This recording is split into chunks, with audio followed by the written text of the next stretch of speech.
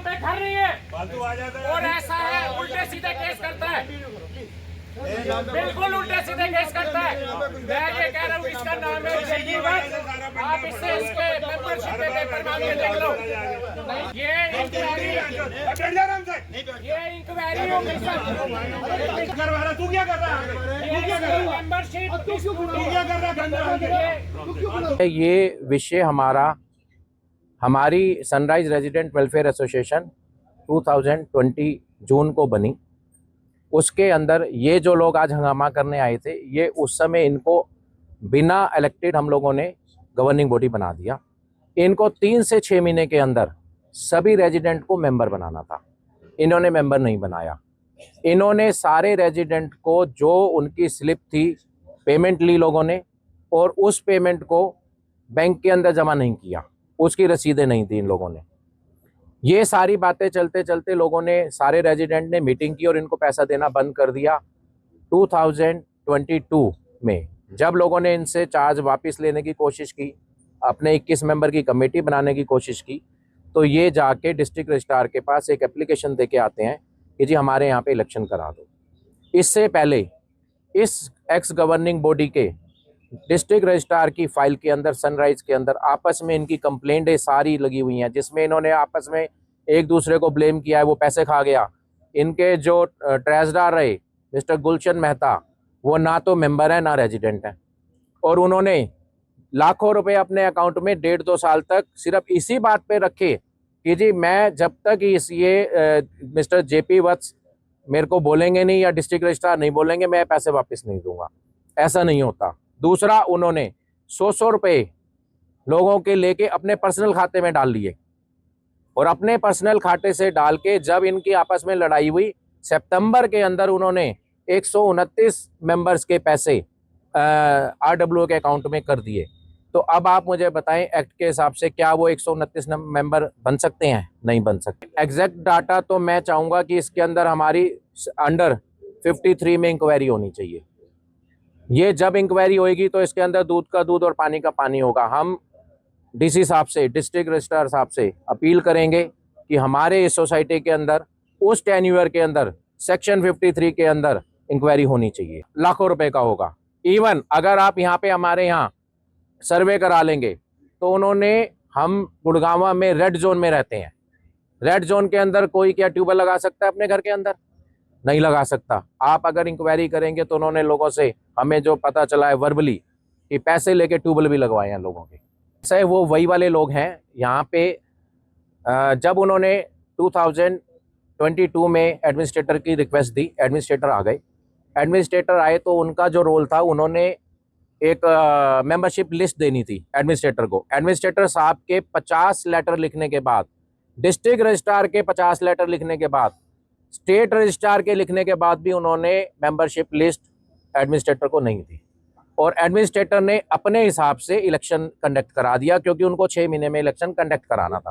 और ये सारे लोग उस समय मेंबर बने।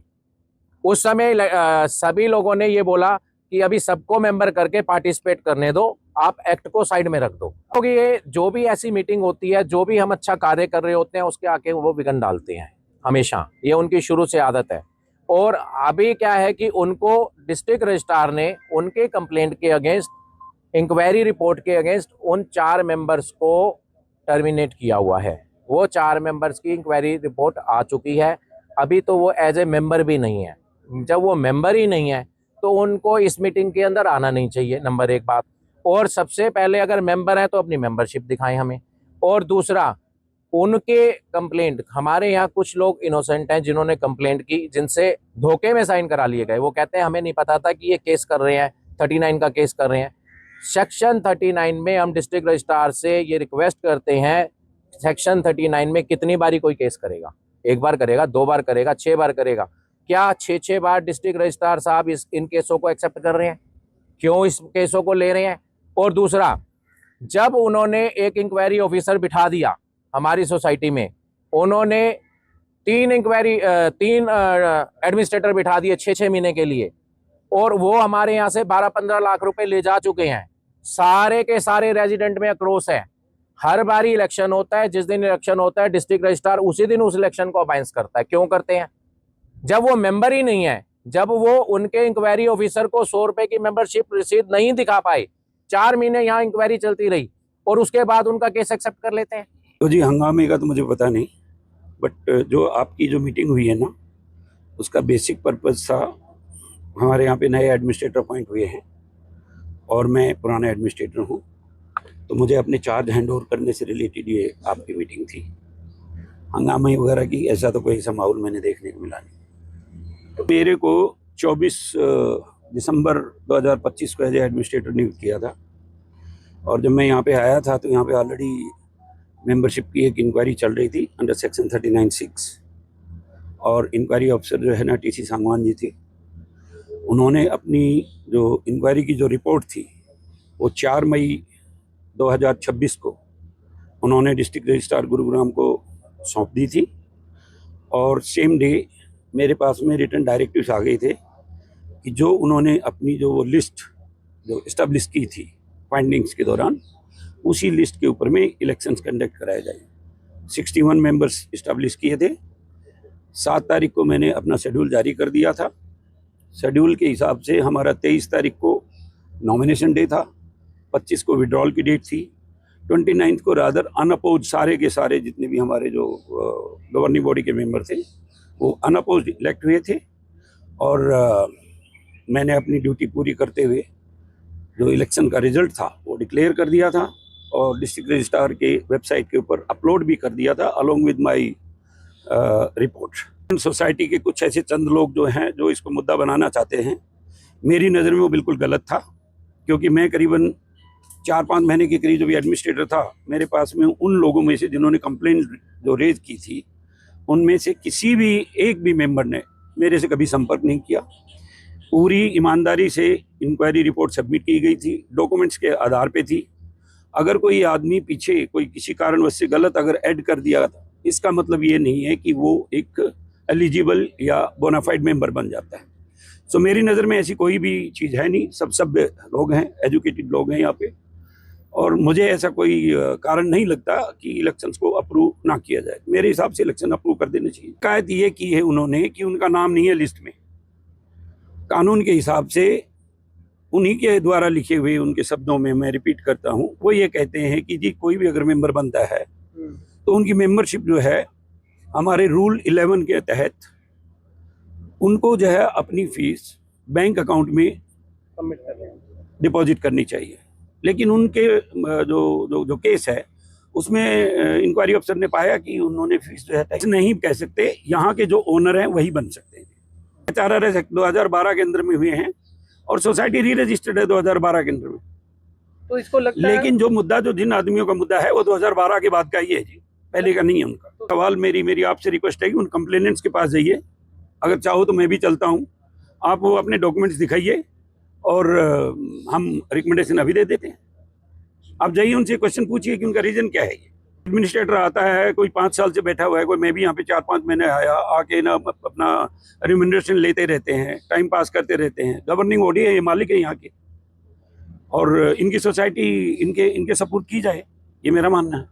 डेवलपमेंट वाइज तो हर चीज़ में हमें दिक्कत आ रही है। पानी की दिक्कत है, हमें स्ट्रीट लाइट्स की दिक्कत है, यहाँ पे स्ट्रे डॉग्स गली में घूमते रहते हैं, बच्चे खेलते हैं, सब कुछ है। तो उसके लिए कोई है नहीं रिस्पॉन्सिबल, क्योंकि जितनी भी RWA की पार्टी बनती है, अपोजिशन पार्टी उसको अपोज करती है। इवन एडमिनिस्ट्रेटर साहब ने जब इलेक्शन है, इन्होंने बहुत अच्छे इलेक्शन करवाए थे हमारे ना, बट उसके बाद भी उन्होंने अपोज किया, जाके हाई कोर्ट में अपील की, उसके बाद कुछ भी नहीं हो पाया। हमारी डेवलपमेंट को लेके इतना हम लोग फेस करते हैं। जो सिक्योरिटी गार्ड्स हैं उनकी सैलरीज रुकी हुई हैं, जस्ट बिकॉज ऑफ दैट उनका हम ना सैलरी बढ़ा सकते हैं, क्योंकि आधे से ज़्यादा मेंबर्स मना कर देते हैं कि हम पे नहीं करेंगे। तो उसकी वजह से या तो आप सिक्योरिटी गार्ड रख लो या आप उनकी पेमेंट दे दो। बहुत ज़्यादा हमें बहुत ज़्यादा सफ़र करना पड़ रहा है, क्योंकि एक तो यूनिटी नहीं है ब्लॉक में, आधे लोग अपोज करने लग जाते हैं। तो उस वजह से जो है कि अगर कुछ करना भी चाहता है ना कोई, वो पीछे हट जाता है, क्योंकि जैसे कुछ डेवलपमेंट की तरफ कुछ नया रास्ता दिखता है, लोग पीछे हट जाते हैं, अपना अपोज करते हैं। हर किसी को चाहिए कि भाई मुझे पोजीशन चाहिए। उस पोजीशन के पीछे वो यूनिटी नहीं बन पा रही, और इस वजह से जो मेंबर्स हैं सोसाइटी के वो सफ़र कर रहे हैं। ऑपोजिशन वाले कर रहे हैं, काम चल रहा है, आप देखा ही, और वो चाहते ही यही है, वो किसी भी हालत में जिसे डिस्ट्रैक्ट करना है, किसी भी हालत में कोई काम नहीं ठीक करने देना है। सो ये हमारी प्रशासन से विनती है कि हमारा कैसे भी करके समाधान करें। फाइनेंस की बात करी तो मैं थोड़ा सा उस पर चानना डाल दूं कि ये जो आप जिनका अभी जिक्र कर रहे हो लड़के गया है, ये 4 साल अनअपोज्ड बना रहा है इसका प्रेसिडेंट। जब हम इलेक्शन जीत के आए, हम लोग, हमारी टीम आई, तो हमें बैंक में सिर्फ 1 लाख रुपए मिला 4 साल में, और कोई अकाउंट नहीं मिला आज तक। 3.5 लाख रुपए हम पे पेनल्टी पड़ चुकी है क्योंकि हम इनकम टैक्स की रिटर्न नहीं भर पा रहे, क्योंकि हमें अकाउंट नहीं मिलेंगे। हमने जब 2 साल का कार्यकाल पूरा किया, जब इन्होंने दोबारा चैलेंज किया, तो बैंक में 10 लाख रुपए थे, 10 लाख रुपए के ये एसेट हैं, और 16 लाख रुपए हमने ब्लॉक में उस टाइम लेने थे। तो आप अपने आप समझदार हो कि भाई क्या आप, जो आपका जवाब है वो मैंने कुर्सी की है। हमारी आरडब्ल्यू काम करना भी चाह रही है, वो मेहनत करते हैं, सब कुछ करते हैं, लेकिन जो ये ऑपोजिशन वाले हैं वो पॉलिटिक्स करके हमारी जो आरडब्ल्यू वाले लोग हैं इतनी मेहनत करते हैं, सब इतनी मेहनत कर रहे हैं, और उसकी वजह से ना सफाई ना सिक्योरिटी, उसकी वजह से सब हार्म हो रहे, बिकॉज फंड्स नहीं मिल रहे तो आरडब्ल्यू काम कैसे करेगी, और कब तक कोई अपनी जेब से पैसा देगा। और तो वो अपनी जेब से पैसा देते हैं, बेचारे काम कर रहे हैं, बेचारे नहीं, they are like so helpful, लेकिन वही पॉलिटिक्स में चेयर चाहिए। तो आरडब्ल्यू फॉर्म हो गई, उसके बाद इतनी मेहनत करने के बाद लिटरली ग्रुप में ये बोल रहे कि चोर है। क्या सेंस क्या है ये मुझे कोई बताएगा? कोई आएगा? जब मेहनत करने का टाइम आता है सब अपने घरों में बैठे हैं, लेकिन जब काम करने का टाइम आ रहा है तो कोई नहीं आ रहा। बस चोर किसे बताया जा रहा है? देखो, नाम सबको पता है, मैं नाम नहीं ले सकती, लेकिन जिस